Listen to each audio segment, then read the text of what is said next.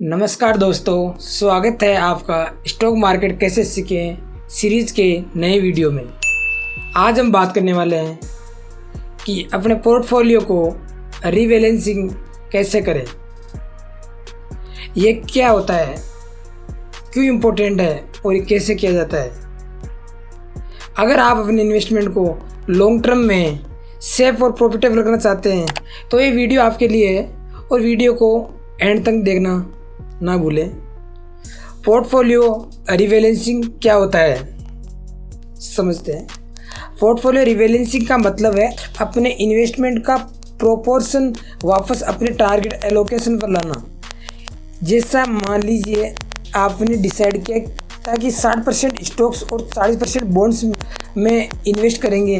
अगर स्टॉक की वैल्यू बढ़ जाती है, जैसे कि अब स्टॉक की वैल्यू 70% हो गई, तो आपको अपना पोर्टफोलियो है वो रीबैलेंस करना चाहिए। मतलब कि आपने पहले 60 स्टॉक लिया था और 40 क्या लिया था, बॉन्ड्स लिया था। अब अगर स्टॉक की प्राइस जो 70 हो गई है लेकिन बॉन्ड्स की प्राइस जो कम हो गई, तो इसको रीबैलेंस करना आना चाहिए अपने पोर्टफोलियो को। कैसे करते हैं तो समझते हैं आगे। पोर्टफोलियो रीबैलेंसिंग क्यों ज़रूरी है, ये आपने एक बार टिप्स जान लेते हैं कि ये ज़रूरी क्यों है। तो पहला, मार्केट की वजह से आपको पोर्टफोलियो का बैलेंस बिगड़ सकता है, पहली चीज़। सेकंड बात क्या है, अगर ओवर टाइम रिस्क भी बढ़ सकता है। अगर आप रीबैलेंस नहीं करते हैं तो आपका ओवर टाइम रिस्क बढ़ सकता है। रीबैलेंस से आप अपने ओरिजिनल रिस्क लेवल को मेंटेन कर सकते हैं और डिसिप्लिन इन्वेस्टिंग का फ़ायदा ले सकते हैं। ये आपको हाई पे बेचना और लो पे खरीदना सिखाता है। ठीक है, अब आपको पोर्टफोलियो रीबैलेंसिंग कैसे करें ये अपन बिल्कुल डिटेल से समझते हैं। स्टेप नंबर 1, अपने करंट पोर्टफोलियो का रिव्यू करें। देखें कि हर asset class, stock, bonds, gold का परसेंटेज कितना परसेंटेज है। अगला, टारगेट एलोकेशन डिसाइड करें। टारगेट रखें अपना। जैसे कि एग्जांपल के लिए स्टॉक का 60%, 30% बॉन्ड्स का, 10% गोल्ड का।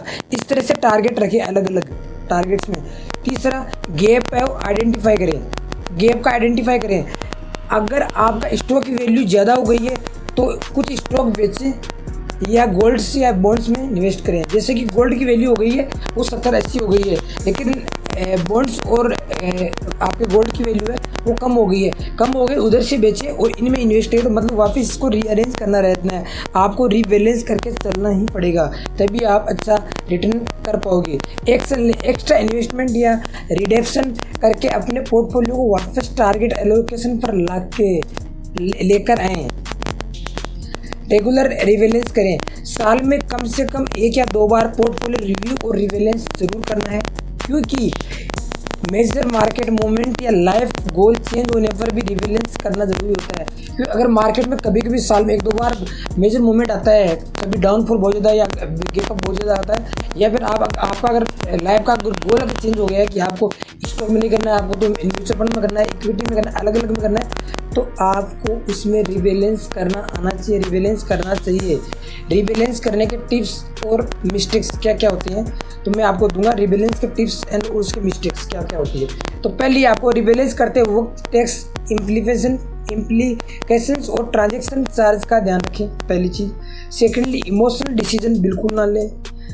सिर्फ डाटा और प्लान के हिसाब से रीबैलेंस करना है। बिल्कुल इमोशनल होके कि ये अपना लॉस में जा रहा है तो इसको मैं जल्दी से बेच देता हूँ या फिर इसको खरीद लेता हूँ, बिल्कुल इमोशनल ट्रेड या बिल्कुल इमोशनल बिल्कुल नहीं होना है आपको।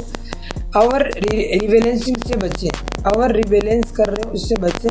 हर छोटी मूवमेंट पर पोर्टफोलियो मत बदलें कि आपका जैसे मार्केट 200 पॉइंट गिरा फिर आप वो बेच देते हो, खरीद लेते हो, ऐसा बिल्कुल नहीं करना है। हर मोमेंट पर नहीं करना है। साल में 1-2 बड़ी डाउन स्ट्रेटजी आएगी, डाउनफॉल आएगा, उसी टाइम करना है। हर बार पोर्टफोलियो को चेक भी बिल्कुल ना करें। हर महीना, हर दिन बिल्कुल पोर्टफोलियो से दूर रहें। एग्जाम्पल फॉर बिगिनर्स के लिए एग्जाम्पल देख के बताता हूँ। मान लीजिए आपको टारगेट एलोकेशन है 50% इक्विटी या म्यूचुअल फंड, 30% डेब्ट फंड और 20% गोल्ड में। ये आपका माना कि आपका ये टारगेट है।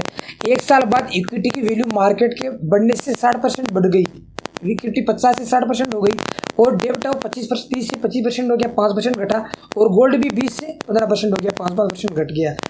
अब आप थोड़ा इक्विटी बेचकर डेब्ट या गोल्ड के अंदर आप क्या कर सकते हैं, इन्वेस्ट कर सकते हैं। तो इसको क्या हो गया, वापस रीबैलेंस हो गया ना ये, मतलब आपको 50, 30 और 20 का आपको 50, 30, 20 का आपको रेशियो लेके चलना है। ये आपको अगर इसका बढ़ जाता है इनको बेच के इसमें खरीदना है, अगर गोल्ड बढ़ जाता है तो गोल्ड को थोड़ा बेच के इक्विटी में इन्वेस्ट करना, जो कम हो रहा है उसको रीबैलेंस करके चलना है। इसी तरह पोर्टफोलियो आप फायदा में रख सकते हैं। और ध्यान रहे, पिछले वीडियो मैंने आपको बता दिया कि पोर्टफोलियो कैसे बनाते हैं, उस डाइवर्सिफिकेशन क्या है, पोर्टफोलियो के लिए क्यों ज़रूरी है, सब चीज़ें मैंने बताई है। वीडियो जाकर देख सकते हैं, पिन में आपको डाला हुआ है वीडियो।